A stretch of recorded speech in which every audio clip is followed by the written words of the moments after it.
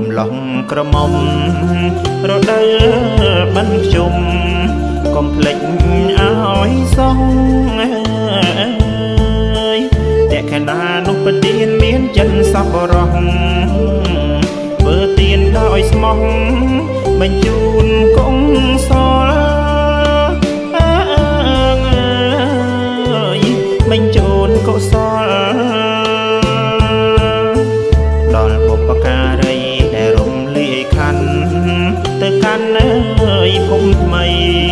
មានដីកំវល់ដោយសារការសាងនៅអង្គុសលកម្មផ្ដល់ផលបាបឲ្យដាបដល់កាយដាបដល់កាយយោនយកកំណើតកាត់ប្រែតនរុងលៀមមុងឈាមខ្ទុំឋាននោះអត់បាយឋានដេរឆានអង្គសូរកាយឈ្មោះឋានអបាយយភូមិទាំង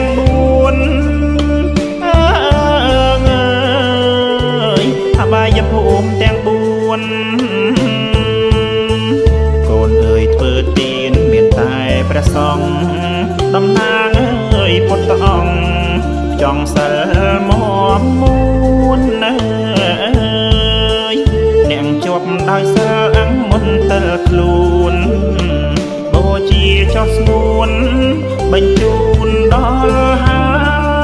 យបញ្ជូនដល់ហើយ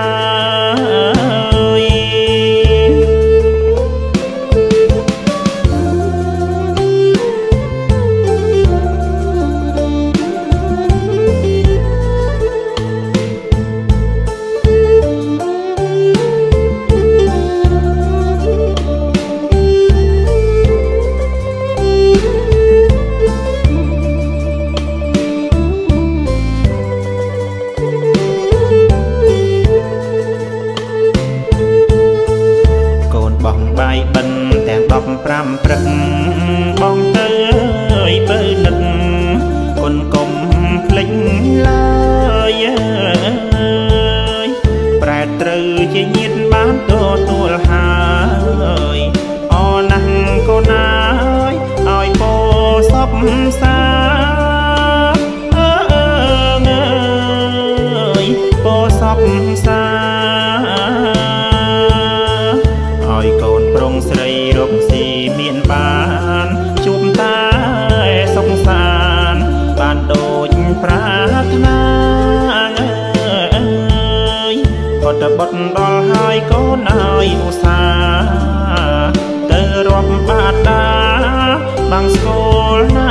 ថ្លៃបាំងស្គលណាថ្លៃបណ្ដាំជុំបិណ្ឌមានឆ្អិនកុំភ្លេចកូនប្រុសស្រីពេញត្រាច់ភ្ជាប់និស័យព្រះពុទ្ធសាសនាមហាមានតម្លៃយួងឡើងកើងក្រៃលូនថ្ងៃ